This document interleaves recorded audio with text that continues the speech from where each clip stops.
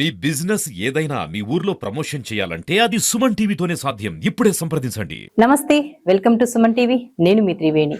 ఒకప్పుడు ఉమ్మడి ఆంధ్రప్రదేశ్లో తమకంటూ ఒక ప్రత్యేకతను చాటుకుంది ఆ కుటుంబం. సుదీర్ఘ రాజకీయ చరిత్ర కలిగిన ఆ కుటుంబానికి నేడు రాజకీయ వారసత్వం కోసం చోటు లేకుండా పోయింది. ఆ కుటుంబం రాష్ట్రంలోనే కాదు, 2 తెలుగు రాష్ట్రాల్లో పరిచయం చేయనెక్కర్లేని కుటుంబం అది. ఇదేంటి, ఇంత చారిత్రాత్మకత ఉన్న కుటుంబానికి వారసత్వం లేకపోవడం ఏంటి అని అనుకుంటున్నారా?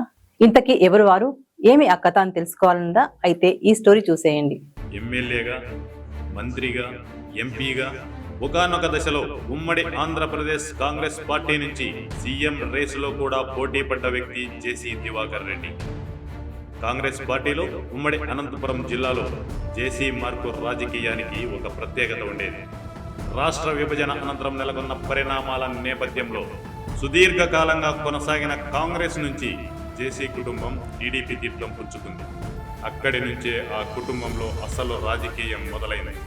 టీడీపీలో చేరిన తర్వాత జేసీ దివాకర్ రెడ్డి తాడిపత్రి అసెంబ్లీని వదిలివేసి 2014 సాధారణ ఎన్నికల్లో అనంతపురం పార్లమెంటు స్థానానికి పోటీ చేశారు.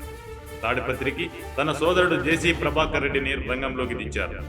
దీని ద్వారా ఇటు పార్లమెంట్ అటు అసెంబ్లీ రెండింటిలోనూ పట్టు సాధించాలనుకున్న జేసీ కుటుంబానికి తెలుగుదేశం పార్టీలో సరైన పట్టు దొరకలేదనే చెప్పవచ్చు. ఫలితంగా జేసీ కుటుంబంలో తాడిపత్రిని వదలని ప్రభాకర్ రెడ్డి ఒక్కరే రాజకీయంగా నిలబడగలిగారని చెప్పవచ్చు. 2019 ఎన్నికల సమయంలో జేసీ దివాకర్ రెడ్డి ఇటు జేసీ ప్రభాకర్ రెడ్డిలు ఇరువురు తామిక రాజకీయాలకు సెలవు ప్రకటిస్తున్నామని, తమ స్థానంలో తమ వారసులను రంగంలోకి దించుతున్నామని ప్రకటించారు. ఫలితంగానే తాడిపత్రి అసెంబ్లీ నుంచి ప్రభాకర్ రెడ్డి కుమారుడు జేసీ అస్మిత్ రెడ్డి, అనంతపురం పార్లమెంటు నుంచి దివాకర్ రెడ్డి కుమారుడు జేసీ పవన్ కుమార్ రెడ్డి టీడీపీ తరఫున బరిలో నిలిచారు. అయితే వైసీపీ గాలిలో ఇరువురు కూడా ఓటమి పాలయ్యారు. ఇక్కడి నుంచే జేసీ కుటుంబంలో ఒక్కరికి రాజకీయంగా చోటు లేకుండా పోయింది. ప్రస్తుతం జేసీ దివాకర్ రెడ్డి పూర్తిగా ఇంటికే పరిమితమయ్యారు. ప్రభాకర్ రెడ్డి మాత్రం 2024 ఎన్నికల్లో అసెంబ్లీ స్థానాన్ని తన కుమారుడు అస్మిత్ రెడ్డికి దక్కించుకున్నారు. జేసీ పవన్ రెడ్డికి మాత్రం పార్లమెంటు స్థానం దక్కలేదు. పైగా 2024 సాధారణ ఎన్నికల సమయంలో టీడీపీ ఒక నియమాన్ని కూడా పెట్టింది.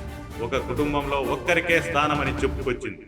దీంతో జేసీ పవన్కి అనంతపురం పార్లమెంటు దక్కలేదని చెబుతున్నప్పటికీ కుల సమీకరణల నేపథ్యంలో స్థానికుడు కాకపోయినప్పటికీ జేసీ పవన్ స్థానాన్ని అంబికా లక్ష్మీనారాయణకు దక్కింది. దీంతో పవన్కి అనంతపురం పార్లమెంటు పరిధిలో చోటు లేకుండా పోయింది. ఈ వ్యవహారం జేసీ దివాకర్ రెడ్డి వర్గీయుల్లో ఇప్పటికీ ఆందోళన రేపుతోంది. భవిష్యత్తులో కూడా జేసీ పవన్కి చోటెక్కడా అనే విషయంపై జేసీ దివాకర్ రెడ్డి అభిమానుల్లోనూ జేసీ పవన్ అభిమానుల్లోనూ ఒకంత ఆందోళన ఉందనే చెప్పాలి.